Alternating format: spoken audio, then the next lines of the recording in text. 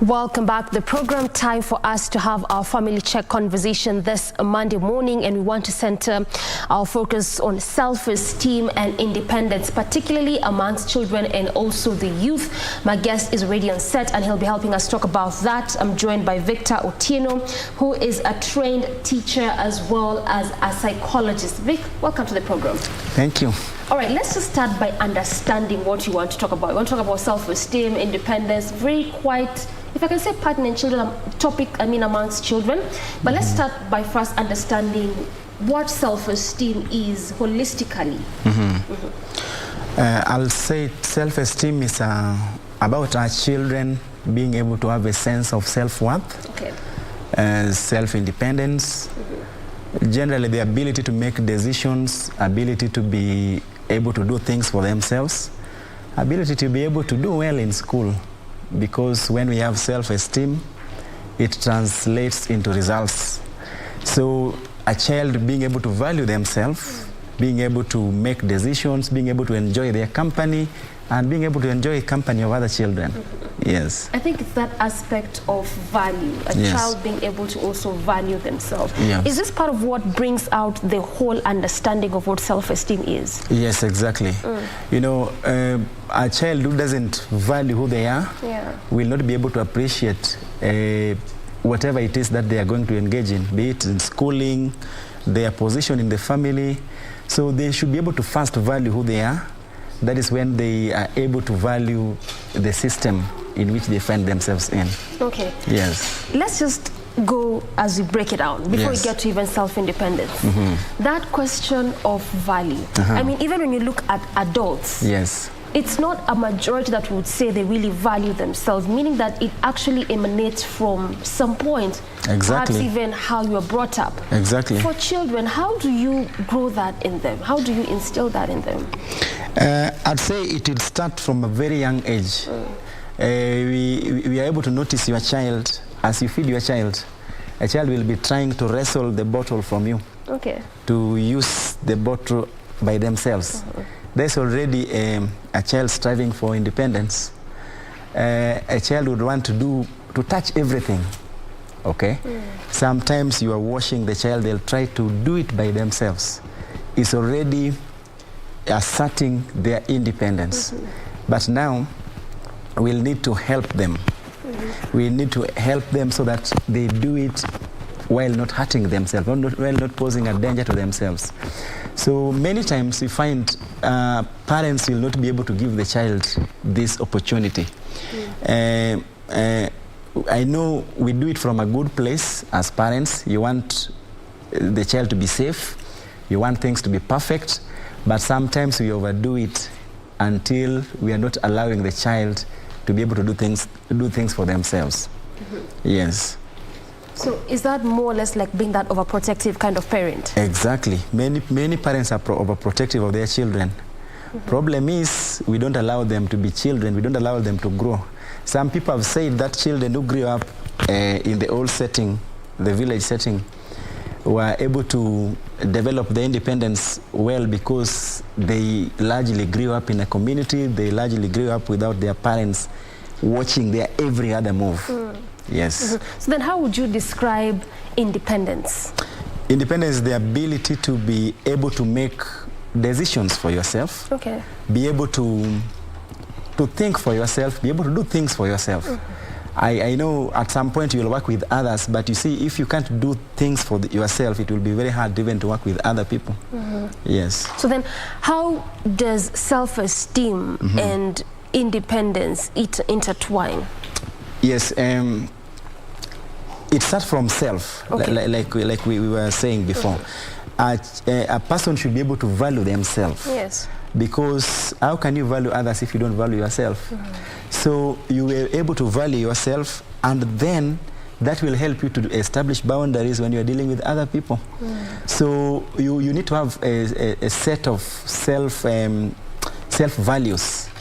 This will help you to chart your path in life. So you can't be able to do well in life, you can't be able to cooperate with others unless you value yourself. It begins from you as an individual. Okay, Yes. so it all starts from you, and of course when it comes to children, it all begins from how you also train them, Exactly. even as a parent and when they go to school as teachers. Yes. But what are some of these things, or if I can say factors, that lead to low self-esteem, particularly amongst children? I'd say, I start with being overprotective. Just as you had mentioned. Yes, working as a teacher some years back, I encountered children, a parent will do everything for their child. The excuse is, I went through this other trouble and I don't want my child to go through the same. So you find a child being pampered beyond the normal protection of a child, because there's a particular age in which a child should be able to, for example, take a bath. There's an age a child should be able to eat. So if we, in the name of protecting them, if we don't allow them to learn this, then they will delay it even in some developmental stages. Okay. Yeah. What are the more factors? Because you talked about overprotectiveness, and I really want yes, I can add our another, viewers yes. to also understand when you talk about self-esteem, because why I'm asking this is simply because even as you had mentioned earlier, when you look Yes. at also good number of adults, Yes. just aside from the independence, the Yes. also esteem is a factor. Good number of companies, when they have most of these forums, this is some of those topics that never miss, they don't feature. So Exactly. clearly it's something that emanates or starts or even begins from as one was a child. Yes. So let's just talk about these factors aside from the overprotectiveness. Yes, so protectiveness was just one of them. Yes. I can talk about, you see, violence in the home. Okay. Some of our children have grown up seeing their parents fight, seeing one of their parents, for example, being beaten by the other. So this has a psychological effect on the child, so that they grow up in fear, they grow up afraid, they grow up thinking, with a sense of guilt. Yes. Anything they are doing, they think maybe they are making a mistake. Another reason I'll talk about would be maybe the way parents approach children in correcting errant behaviors. Some parents will shout at the children, some will beat, overly punish. Yeah. So this will make a child always suspect whatever they are doing. They are suspicious. I've seen children, even just calling their name, you say example Eric, and he's scared because from the family he comes from, all they know is violence. Yeah. Anytime an adult calls them, it's going to be violent.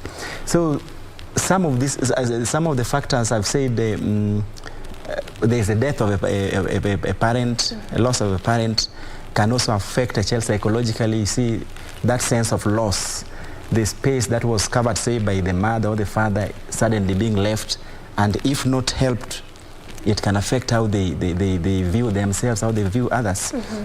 So I can talk about bullying, bullying in the play areas, some of the house helps we employ, in the neighborhood, and sometimes teachers.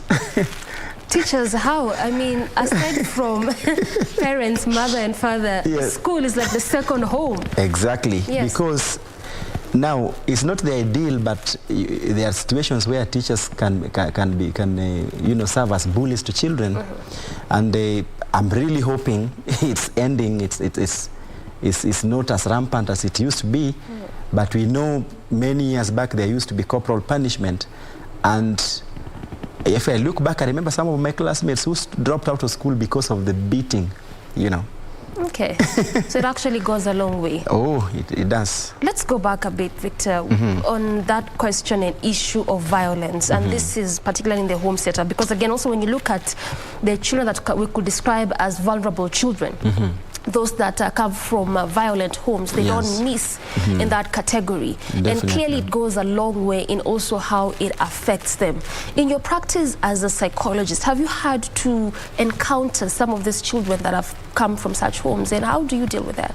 Yes, it's bad because, children, they may not say it, but whatever happens in their surrounding, they watch. They watch. That is why you have heard of these examples where you say a parent can be telling a child not to smoke while the parent is smoking. Yes. The child will end up smoking because you see, you're the first role model as a parent the child is seeing. And the life, children model better They model better than they listen. So they see violence. They will even end up being abusers in future. Okay, they see violence, it causes fear, it causes an unsafe home. You see, some children will be afraid of going at home because they know when daddy will come back, it will be violence. When mommy will come back, it will be violence. So it affects them, you know, psychologically in terms of fear. There's nothing worse you'll do to a child than causing fear. I'd say fear would be enemy of independence and self-worth, self-esteem. A child needs to be assured an environment in which they are sure the adults are protecting them. An environment in which they know once they come home they are safe. But now some homes don't provide this. And it ends up on how they view themselves, how they view others. We have seen children who are afraid of men because the only man they see is a violent man. Okay, so again, this same child goes to school, and then the class teacher, for example, is a man. Okay, who sometimes may not have understood the background the child is coming from, and this will affect how the child will even do well. I mean, will perform in class. Yes. So then, how do you? Let's just be more practical. How do you start working with this child? Because when you look at good number of families, and we can sit here and blame and attribute it to many factors, but sadly this is the reality. There's a lot of violence in most of these families. Yes. And children don't get to speak about this, just perhaps alluding to the fact that what you've mentioned, do they understand me? I mean, home is worse, school is even more worse, if there's anything like that. Yes. So, also, again, just borrowing from your psychologist background, how do you start rebuilding this esteem that you're talking about to some of these children that emanate from this background, this independence that you're talking about? Okay, I think one way in which some quarters are already working towards this is some schools have started to embrace counseling. And they'll take their teachers through counseling. They'll do in-service counseling training for their teachers. Some schools, I go to a few schools, they invite in counselors to come and speak to students. So I think that is one way of helping these students, because by the fact that a teacher will spend more time with the child, they will notice when something is wrong. So if that kind of teacher is empowered, or if in their school they are able to access a counselor, then they are able to help. They start from there. I've seen cases where a teacher has made referrals, called the parent, and then these cases are referred to counselors. Other support should be in the churches, because very important part of the society. So in the churches, again, some churches already do it. They have counselors, in-house counselors. So if, say, a mother has issues, they'll speak to such mothers. They'll have some programs over school holidays where they speak to children, they empower children. Because, again, a child should know a behavior that is not normal. Something that, you know that is denying them peace. And they should be able to reach someone to talk to. Yes. So, looking at some of these parents who may not know how, because you're also largely involved in coaching and counseling.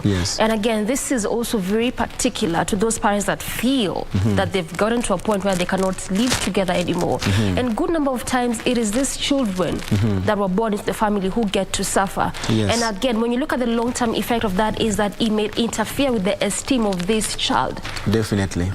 Now, there reaches a time where marriage can't work.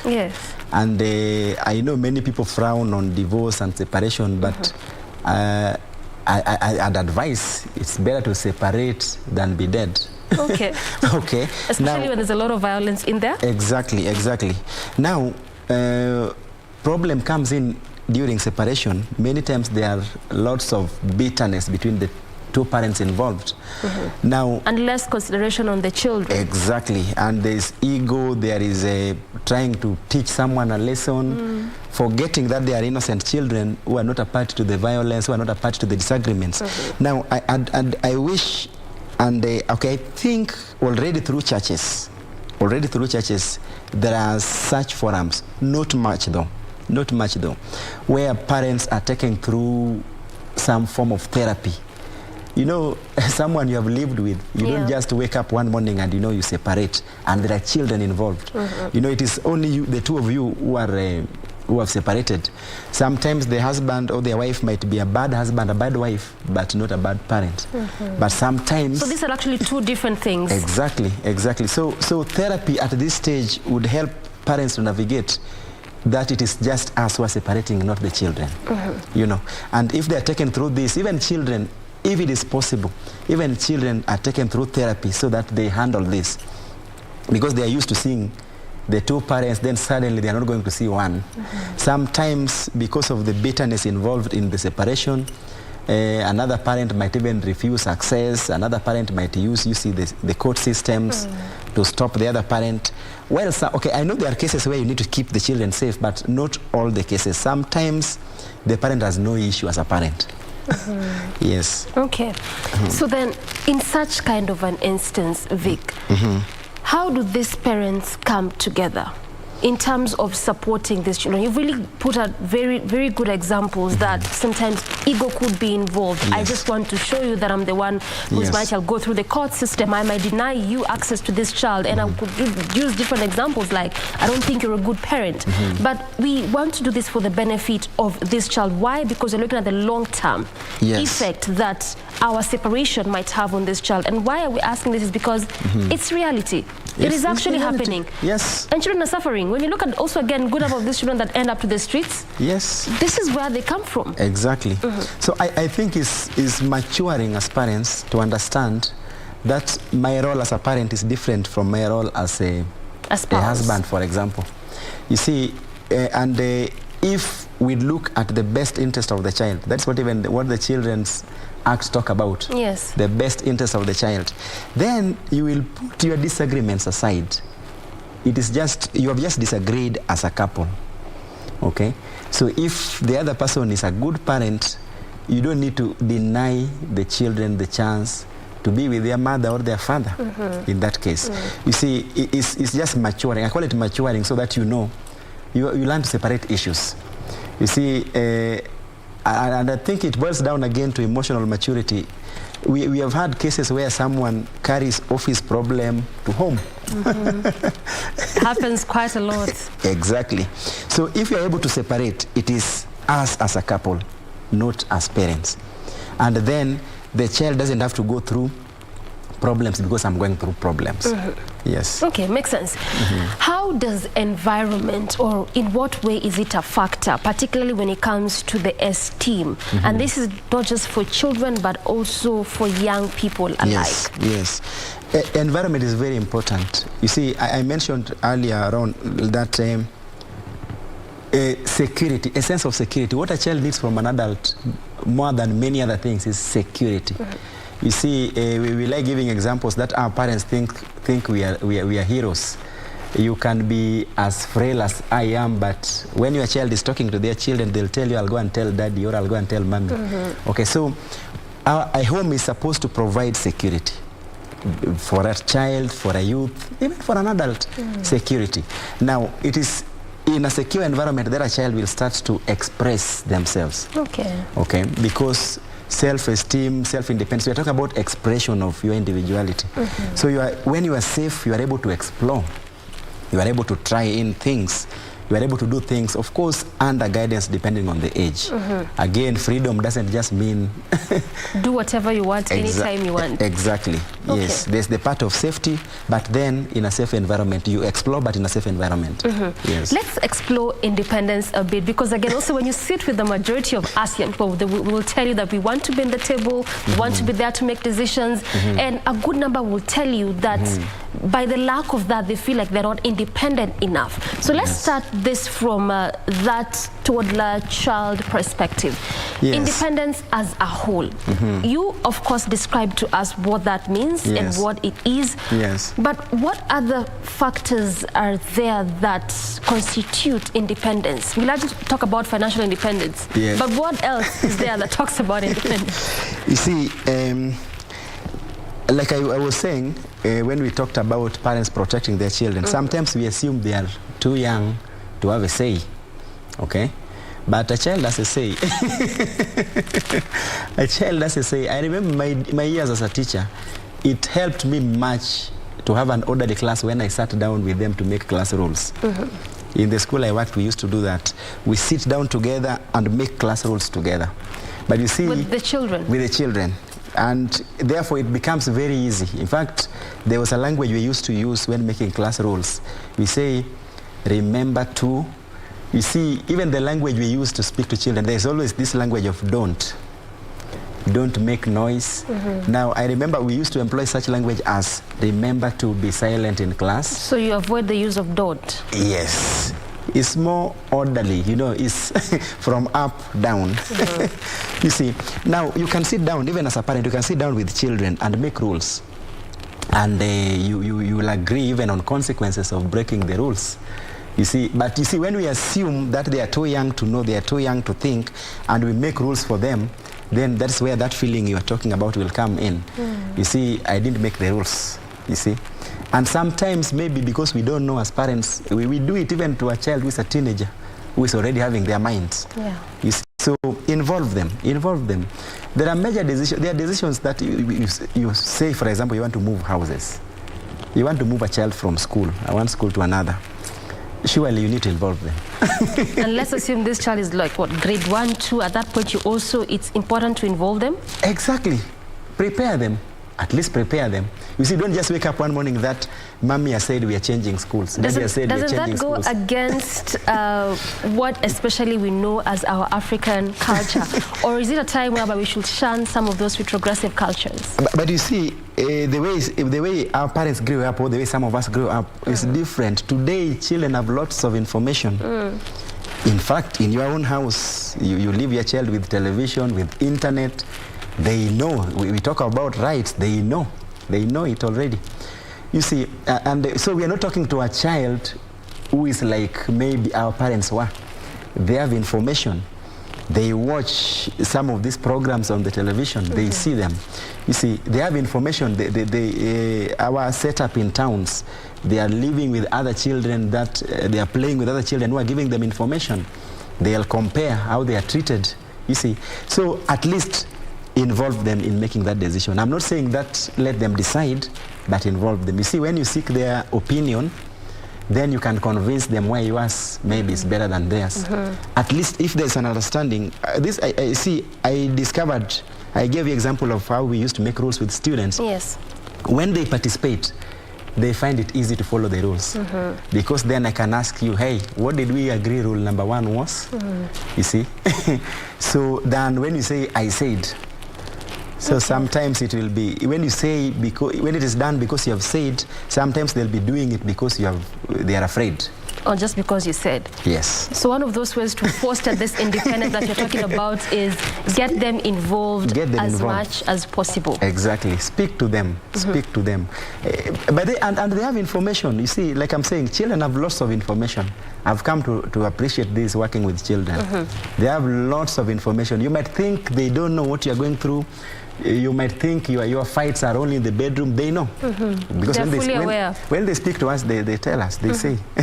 So then would you agree, like, you know, because again, you also deal with the young people, when they keep saying that since you're not at the table, why are we following? Why are we doing? Also, again, when you attribute it to the voter apathy that has been experienced, particularly amongst young people, is like, why should I even go ahead and get registered as a voter if I won't be in that space? Exactly.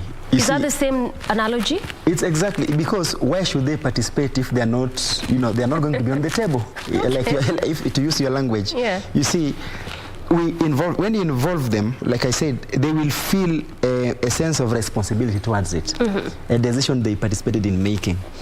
You see, but as opposed to when you have made it, and you see, some of us grew up where mommy said we are doing this. Why? There's an age where a child will ask why. Because I've said so. There's no reason to it. Exactly.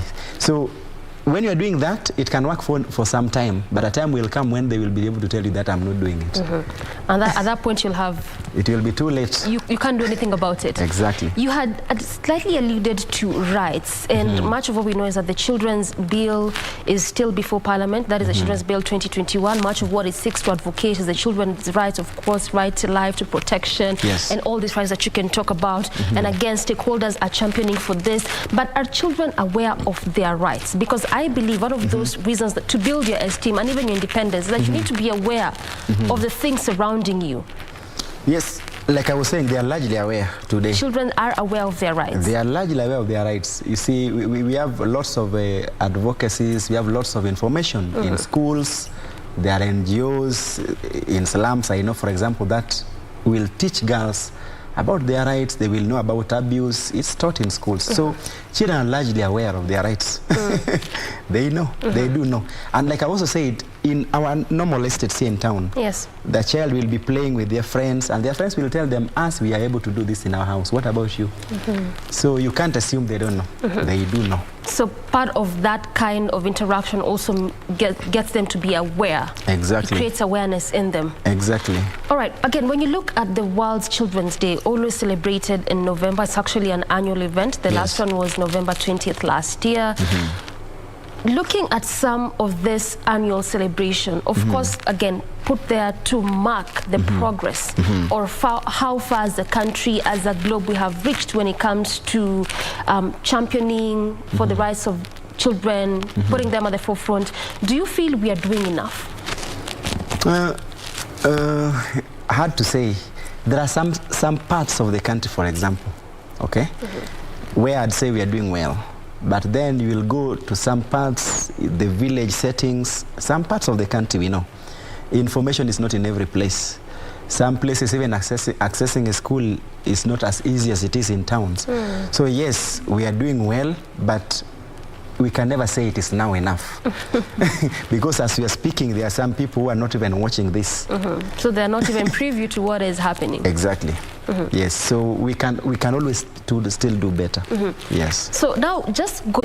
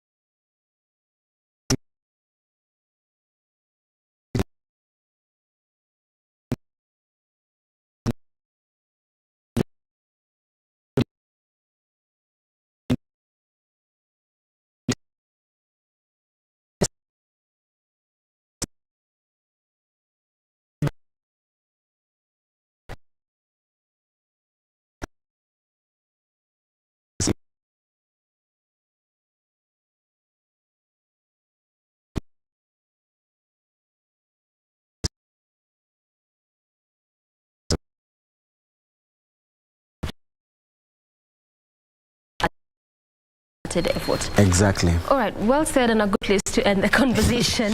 I have been speaking to Vic Otieno, who is a trained teacher as well as a psychologist. Our conversation centered around fostering self-esteem and independence amongst children. This is where we bring the conversation to a close, and ultimately, good morning, Kenya. I'm Doreen Arange Okelo on behalf of the entire team. We said thank you so much for watching. Till tomorrow, have a good morning.